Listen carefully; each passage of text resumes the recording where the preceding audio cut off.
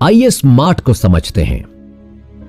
S specific, स्पष्ट, मकसद स्पष्ट होना चाहिए कि हम क्या चाहते हैं। एम मेजरेबल, यानी जिन्हें मापा जा सके। अगर अपने सपने को हम माप सकते हैं तो अपने बिजनेस में हुई प्रगति पर हम नजर रख सकते हैं। ए अचीवेबल, अर्थात जिसे प्राप्त किया जा सके। सपना बड़ा होना चाहिए, लेकिन इतना बड़ा भी नहीं कि हमें निराश कर दे। बड़े सपनों को छोटे छोटे लक्ष्यों में बांटकर पूरा किया जा सकता है। अब अगर कोई एक ही महीने में 50 किलो वजन कम करना चाहे तो यह तो व्यावहारिक नहीं है ना। आर रियलिस्टिक, यानी वास्तविक। सपना वास्तविक हो, काल्पनिक नहीं। वो बड़ा हो लेकिन विश्वास करने योग्य हो। टी टाइम बाउंड, अर्थात समयबद्ध। उस पर तारीख हो ताकि उस लक्ष्य को उस समय तक पूरा किया जा सके। आप जब इस तरह से अपना सपना लिखते हैं तो अपने सपने को आप अपनी नजरों के सामने दीवार पर चिपका देते हैं और वो सपना 100% पूरा हो जाता है। अगर हो सके तो आपका जो भी सपना है उसकी फोटो लगाकर उसे भी दीवार पर चिपकाएं। आइए दोस्तों, अब मैं आपको कर्म के ऊपर एक कहानी बताता हूं। कहानी, एक जंगल के दोनों ओर अलग अलग राजाओं के राज्य थे और जंगल में एक महात्मा रहते थे। दोनों राजा उन्हें गुरु की तरह मानते थे। उसी जंगल के बीचों बीच एक नदी बहती थी और उस नदी को लेकर दोनों राज्यों के बीच लड़ाई हुआ करती थी। एक बार तो बात युद्ध तक पहुंच गई। कोई भी राजा समझौते के लिए बिल्कुल भी तैयार नहीं था। दोनों राजाओं ने महात्मा के पास जाकर आशीर्वाद लेने का निश्चय किया। पहला राजा जब आशीर्वाद लेने पहुंचा तो महात्मा ने उससे कहा, तुम्हारे भाग्य में जीत नहीं दिखती, आगे भगवान की मर्जी। यह सुनकर राजा पहले तो थोड़ा सा विचलित हुआ, लेकिन फिर उसने सोचा कि अगर हारना ही है तो पूरी ताकत से लड़ेंगे और हार नहीं मानेंगे, और हार भी गए तो हार को दूसरों के लिए उदाहरण बनाएंगे। दूसरा राजा भी आशीर्वाद लेने महात्मा के पास पहुंचा। महाराजा ने कहा, भाग्य तेरे ही पक्ष में लगता है। राजा यह सुनकर खुशी से भर गया और अपने राज्य लौटा तो इतना निश्चिंत हो गया मानो उसने युद्ध जीत ही लिया हो। युद्ध का दिन आया। दोनों तरफ से बिगुल बजा। एक तरफ की सेना यह सोचकर लड़ रही थी कि चाहे किस्मत में हार लिखी है लेकिन हार मानेंगे नहीं, और दूसरी तरफ की सेना यह सोचकर लड़ रही थी कि जीतना तो हमें ही है तो घबराना कैसा। लड़ते लड़ते राजा का घोड़ा घायल हो गया और घोड़ा लड़खड़ाने लगा। राजा ने ध्यान नहीं दिया और यह सोचा कि जब जीत भाग्य में है तो फिर किस बात की चिंता। पर कुछ ही देर बाद घोड़ा लड़खड़ाकर गिर गया और राजा दुश्मन के हाथ पड़ गया और उसकी हार हो गई। युद्ध के निर्णय के बाद महात्मा भी वहां आ गए। दोनों राजाओं को यह जानने की जिज्ञासा थी कि आखिर भाग्य का लिखा पलट कैसे गया। उन्होंने पूछा। महात्मा ने मुस्कुराकर उत्तर दिया, राजन, भाग्य नहीं बदला, वो अपनी जगह बिल्कुल सही है, लेकिन तुम लोग बदल गए। उसने जीतने वाले राजा की तरफ इशारा करते हुए कहा, अब आपको ही देखो राजन, अपनी हार के बारे में सुनकर आपने दिन रात एक कर दिया। सब कुछ भूलकर बहुत जबरदस्त तैयारी की, खुद हर बात का ख्याल रखा, जबकि पहले आपकी योजना सेनापति के बल पर युद्ध लड़ने की थी। और आप राजन, महात्मा ने बंदी राजा को कहा, आपने तो युद्ध जीतने से पहले ही जीत का जश्न मनाना आरंभ कर दिया। आपने अपने घोड़े का भी ख्याल नहीं रखा। फिर अपनी सेना को आप कैसे संभाल पाते? और हुआ वही जो होना लिखा था। भाग्य नहीं बदला, पर जिसके भाग्य में जो लिखा था उसने ही अपना व्यक्तित्व बदल दिया। फिर बेचारा भाग्य क्या करता? दोस्तों, भाग्य लोहे की भांति खिंचकर वहीं जाता है जहां कर्म का चुंबक हो। हम भाग्य के अधीन नहीं हैं, हम तो खुद ही भाग्य के निर्माता हैं। हमने जो भी कर्म किए वही भाग्य है। होमवर्क, दोस्तों, इस अध्याय में आपके लिए होमवर्क है, कम से कम अपने परिवार के लिए 10 ऐसे सपने लिखें जो आप 90 दिन में प्राप्त करेंगे। उसकी तारीख, समय और राशि लिखकर अपना होमवर्क पूरा करने के बाद ही अगले अध्याय पर जाएं। अध्याय 3 के श्लोक का हिंदी अनुवाद। 1। अर्जुन ने कहा, हे जनार्दन, हे केशव, यदि आप बुद्धि को सकाम कर्म से श्रेष्ठ समझते हैं तो फिर आप मुझे इस घोर युद्ध में क्यों लगाना चाहते हैं? 2। आपके अनेक अर्थ वाले उपदेशों से मेरी बुद्धि मोहित हो गई है, अतः कृपा करके निश्चय पूर्वक मुझे बताएं कि इनमें से मेरे लिए सर्वाधिक श्रेष्ठ क्या होगा? 3।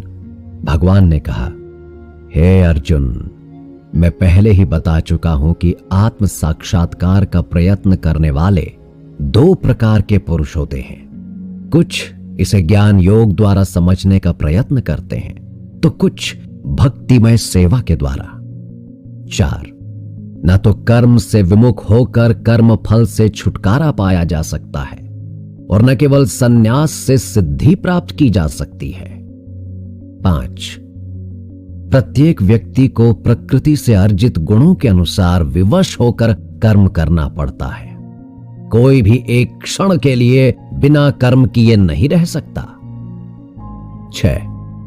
जो कर्मेंद्रियों को वश में तो करता है, किंतु जिसका मन इंद्रिय विषयों का चिंतन करता रहता है, वह निश्चित रूप से स्वयं को धोखा देता है और मिथ्याचारी कहलाता है। 7। यदि कोई निष्ठावान व्यक्ति अपने मन के द्वारा कर्मेंद्रियों को वश में करने का प्रयत्न करता है और बिना किसी आसक्ति के कर्म योग प्रारंभ करता है तो वो व्यक्ति उत्कृष्ट है। 8। अपना नियत कर्म करो, क्योंकि कर्म ना करने की अपेक्षा कर्म करना श्रेष्ठ है। कर्म के बिना तो शरीर निर्वाह भी नहीं हो सकता। 9। श्री विष्णु के लिए यज्ञ रूप में कर्म करना चाहिए, अन्यथा कर्म के द्वारा इस भौतिक जगत में बंधन उत्पन्न होता है। अतः हे कुंती पुत्र, उनकी प्रसन्नता के लिए अपने नियत कर्म करो, इस तरह तुम बंधन से सदा मुक्त रहोगे। 10। सृष्टि के प्रारंभ में समस्त प्राणियों के स्वामी विष्णु के लिए यज्ञ सहित मनुष्य तथा देवताओं की संततियों को रचा और उनसे कहा, तुम इस यज्ञ से सुखी रहो, क्योंकि इसके करने से तुम्हें सुख पूर्वक रहने तथा मुक्ति प्राप्त करने के लिए समस्त वांछित वस्तुएं प्राप्त हो सकेंगी। 11। यज्ञ के द्वारा प्रसन्न होकर देवता तुम्हें भी प्रसन्न करेंगे और इस प्रकार मनुष्य तथा देवताओं के मध्य सहयोग से सबको संपदा प्राप्ति होगी। 12। जीवन की विभिन्न आवश्यकताओं की पूर्ति करने वाले विभिन्न देवता यज्ञ संपन्न होने पर प्रसन्न होकर तुम्हारी सारी आवश्यकताओं की पूर्ति करेंगे, किंतु जो इन उपहारों को देवताओं को अर्पित किए बिना भोगता है वह निश्चित रूप से चोर है। 13। भगवान के भक्त सभी प्रकार के पापों से मुक्त हो जाते हैं, क्योंकि वो यज्ञ में अर्पित किए भोजन को ही खाते हैं।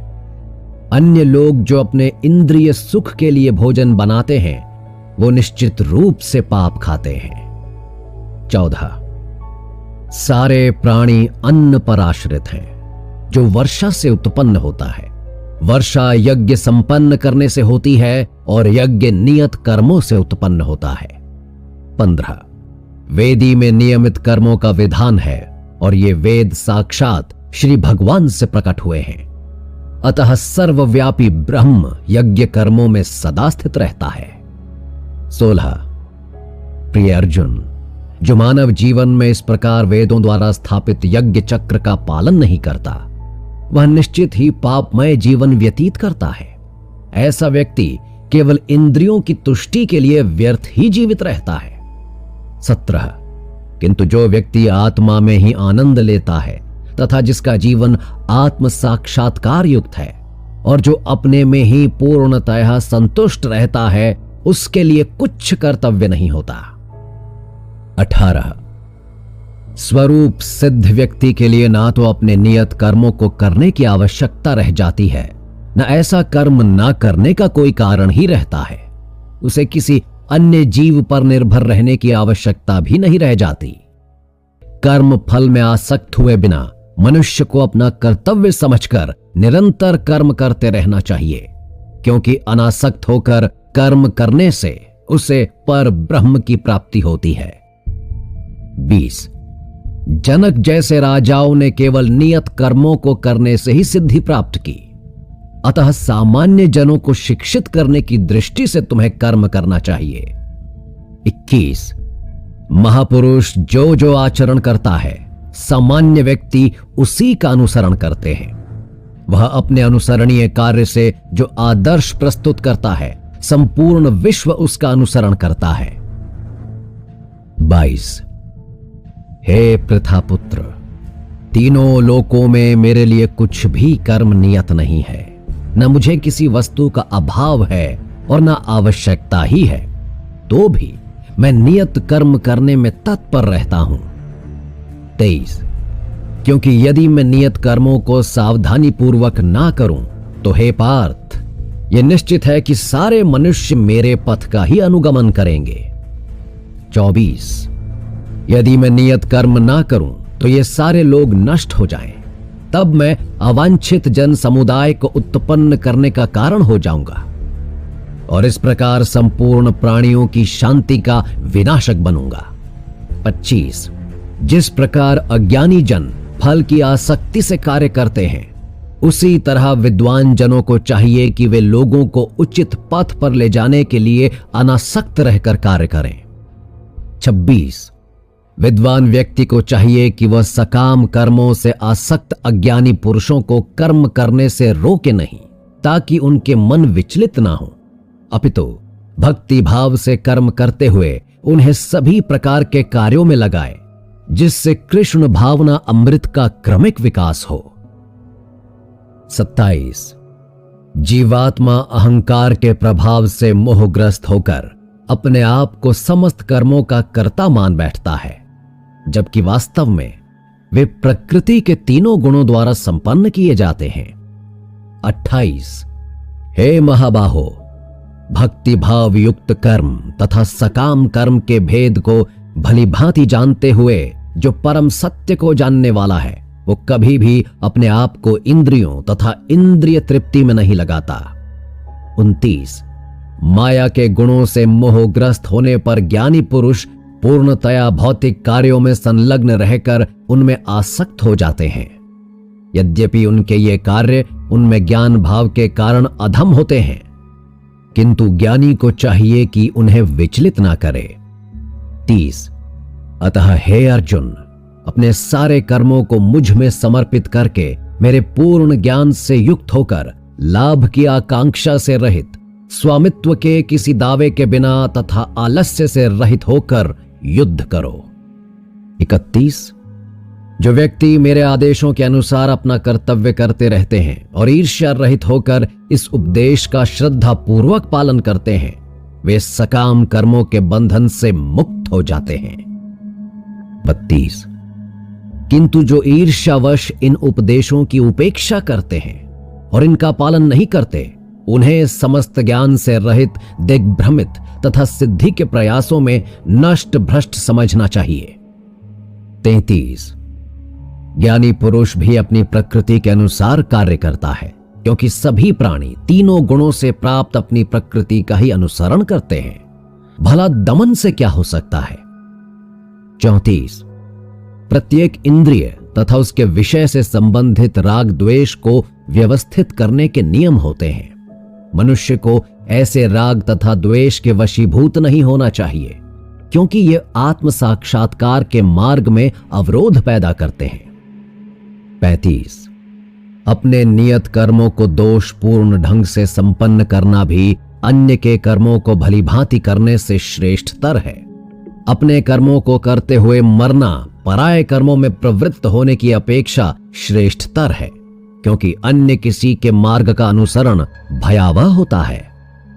36 अर्जुन ने कहा, हे कृष्ण, मनुष्य न चाहते हुए भी पाप कर्मों के लिए प्रेरित क्यों होता है? ऐसा लगता है कि उसे बलपूर्वक उनमें लगाया जा रहा है। 37 भगवान ने कहा, हे अर्जुन, इसका कारण रजोगुण से संपर्क से उत्पन्न काम है, जो बाद में क्रोध का रूप धारण करता है और जो इस संसार का सर्वभक्षी पापी शत्रु है। 38 जिस प्रकार अग्नि धुएं से, दर्पण धूल से अथवा भूर्ण गर्भाशय से आवृत रहता है, उसी प्रकार जीवात्मा इस काम की विभिन्न मात्राओं से आवृत रहता है। 39 इस प्रकार ज्ञानमय जीवात्मा की शुद्ध चेतना उसके काम रूपी नित्य शत्रु से ढकी रहती है, जो कभी भी तुष्ट नहीं होता और अग्नि के समान जलता रहता है। 40 इंद्रियां, मन तथा बुद्धि इस काम के निवास स्थान हैं। इनके द्वारा ये काम जीवात्मा के वास्तविक ज्ञान को ढककर उसे मोहित कर लेता है। 41 इसलिए हे अर्जुन, प्रारंभ में ही इंद्रियों को वश में करके इस पाप के महान प्रतीक का दमन करो और ज्ञान तथा आत्म साक्षात्कार के इस विनाशकर्ता का वध करो। 42 कर्मेंद्रियां जड़ पदार्थ की अपेक्षा श्रेष्ठ हैं। मन इंद्रियों से बढ़कर है, बुद्धि मन से भी उच्च है और आत्मा बुद्धि से भी बढ़कर है। 43 इस प्रकार हे महाबाहो अर्जुन, अपने आप को भौतिक इंद्रियों, मन तथा बुद्धि से परे जानकर अपने मन को सावधान आध्यात्मिक बुद्धि से स्थिर करके आध्यात्मिक शक्ति द्वारा इस काम रूपी दुर्जय शत्रु को जीतो। दोस्तों, आगे का अध्याय बहुत ही रोमांचक और मजेदार है। अगर आप यहां तक पहुंच गए हैं, इससे सिद्ध होता है कि आप अपने भविष्य को लेकर गंभीर हैं और अपने परिवार के प्रति निष्ठावान हैं।